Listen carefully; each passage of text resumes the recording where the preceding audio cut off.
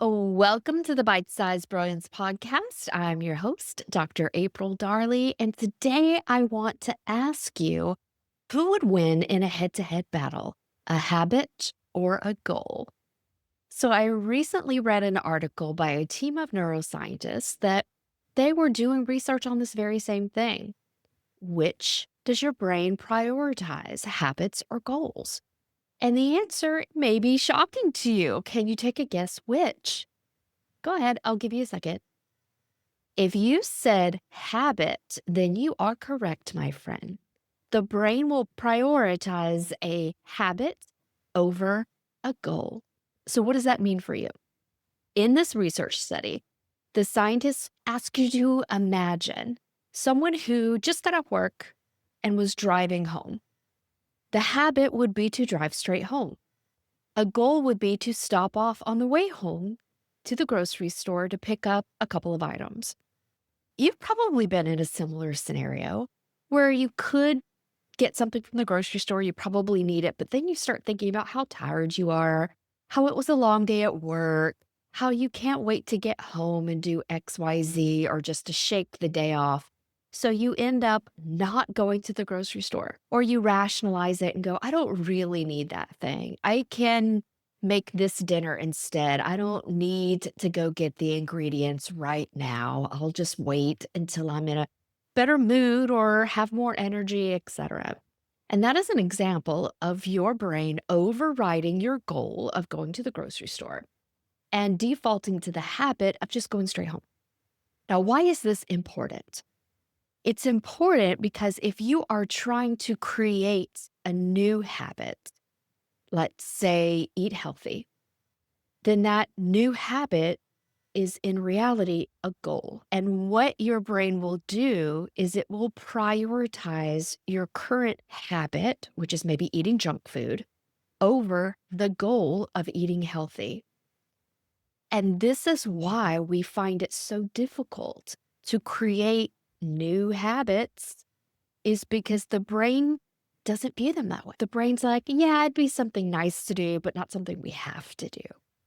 Now, we all know that's not true. There are some things that we really have to do, but some people don't do them until they're in extraordinarily painful situations. So, as a doctor, in my private practice, all the time, I saw patients who didn't make a life change until after they'd had a major health issue, like a heart attack or cancer. They don't start looking at what would be nice to do, like a goal, and what they knew they should do, eat healthy, exercise, until they were forced to make that change. That's the position the brain puts us in. And it does that because of a few reasons. The brain loves the habits, it loves comfort, and it's hardwired to take you away from pain and toward pleasure. So these goals, these new habits would require you to do something different. And that would mean doing something that's out of your normal habitual routine, and that's viewed as unsafe or threatening. But the good news is you can override that system. And here are a few ways to do it. So, step one, you can even do this on a piece of paper, is to write out what the goal is. And we'll use that previous example, eat healthy. The next column would be, what habit do I need to begin to make this goal a reality? That might be eat more fruits and vegetables, eat the rainbow of foods in the diet, whatever that might be for you. And then the third column might be, what habit do I need to overcome or stop to make this goal a reality? In that column, you might put, stop eating junk food, stop eating fast food. If you continue this list along, you're going to find that to eat healthier is going to require more than one new habit. It's going to require you to change the way you shop, change maybe your lunchtime routine, etc. So you want to list out all the new habits that you would need to acquire to make this goal a reality. And you're going to have a list of habits that you would need to stop or overcome also to make that goal a reality. So that's step one. And getting it all on paper pleases that part of your brain, the neocortex, that is involved in planning, organization, and higher decision making. And this is the piece of the brain that doesn't get a lot of love. So remember, we're trying to overcome that automatic pilot and the brain's preference for habit to get into that space of planning for something new, AKA the goal. That part of the brain, the neocortex, really loves to see the plan on paper. All right. It's going to help increase your odds of success if you write the plan down. Because trust me, you're going to need that plan later. So, step two is let's think about why the goal is important. Now, if you're in business or corporate at all, then you know that the why behind things keeps you going when your motivation slows down. We as humans also have this cycle of motivation. We're excited in the beginning because we're like, yes, I totally want to do this. This is why everybody hits the gym in January after those New Year's resolutions. In the beginning, step one, you're very excited. But then when you start trying to develop new habits, overcome older ones, you hit this middle phase where it's hard. And your brain does not like things to be hard. If we all had our preference, wouldn't we want it all to be easy? Your brain's the same way. Remember, it's hardwired to take you away from pain and towards pleasure. So if it sees you and the effort that you're putting in going to the gym to create this goal as being difficult, then it's going to default back to your pattern. So this stage is one of the most treacherous stages that you put yourself in, because this is where we tend to lose the thread. And this is where we need to be reminded of the master plan you created in step one. And we need to remind ourselves of the most important why. For example, if you've had a heart attack and you are wanting to change your lifestyle because of that heart attack, why do you want to do that? You want to live longer. You want to see your kids graduate from college. You want to travel like you've always dreamed. This is your why. And you're going to need to bring that back in when going to the gym feels hard or eating that carrot stick feels hard. So that's step two. Really understand the why behind your goal and make it a good one. And step three, we want to reinforce benefits of the win, not focus on what we lose. And your brain loves to do this too, because it's going to try to bring that in as rationale of your cheat days. You know, you can just have this food.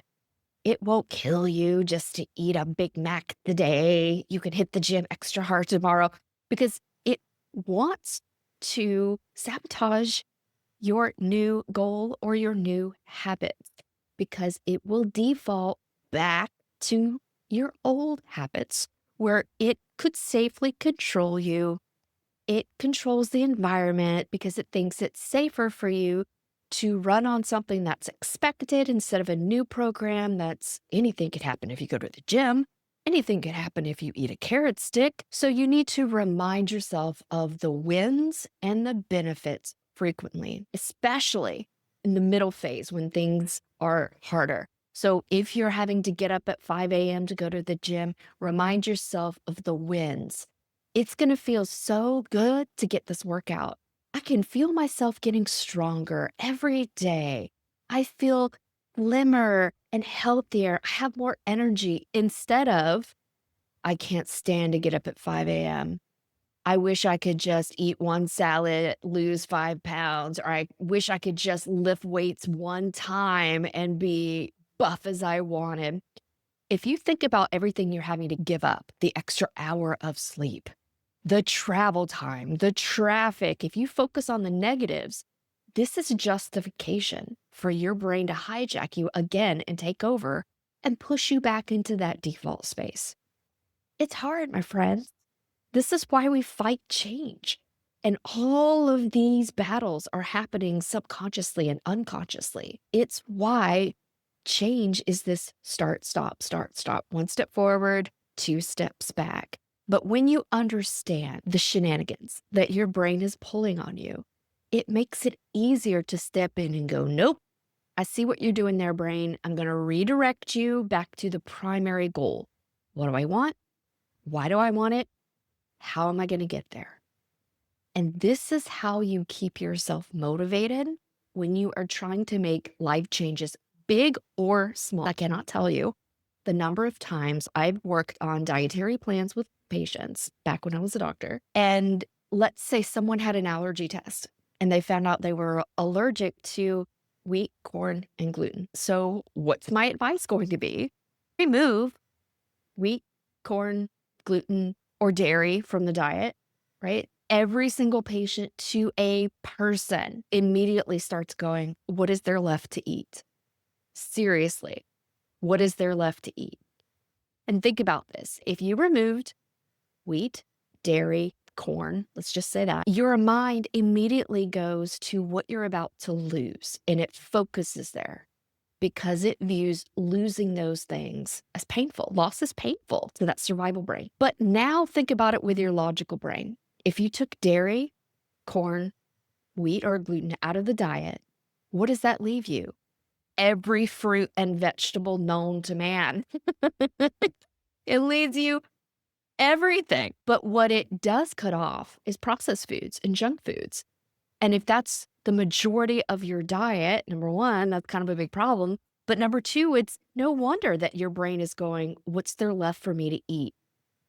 So these are sort of the things that you're fighting all the time. Your brain wants to focus on what you're losing, not what you're gaining. And it focuses on loss because the survival brain is in charge. So we have to bring that neocortex, bring that logical brain in charge and remind that worrying piece of your brain that says, I'm about to starve to death because you're taking dairy, corn, and gluten out of my diet. And remind it, nope, there's every fruit, every vegetable, every meat. It just can't be processed. Or you might have to read labels as a new habit. When you are aware of these little challenges, these little obstacles and how your brain naturally operates, you can learn how to go around it. It's just like a traffic cone in the highway. You can let it stop you, or you can learn to go around it. This is working smarter, not harder. This is working with the flow of your brain instead of against it. Sometimes we do have to against it if it's a negative flow. But when you understand the difference, it makes your life so much easier. And it makes achieving your goals so much easier when you really understand the thought process of why the sabotages are coming up, where they might come up, and what you need to do to get around them. And this is what I teach my clients in the Bespoke Brain System. So if you want to learn how to do this for yourself, and sometimes I feel like a vanilla ice moment, if you got a problem, I'll solve it. And what it is I'm teaching you how to solve your problems based on a new way to think and a new way to look at the problems. We're hacking your brain.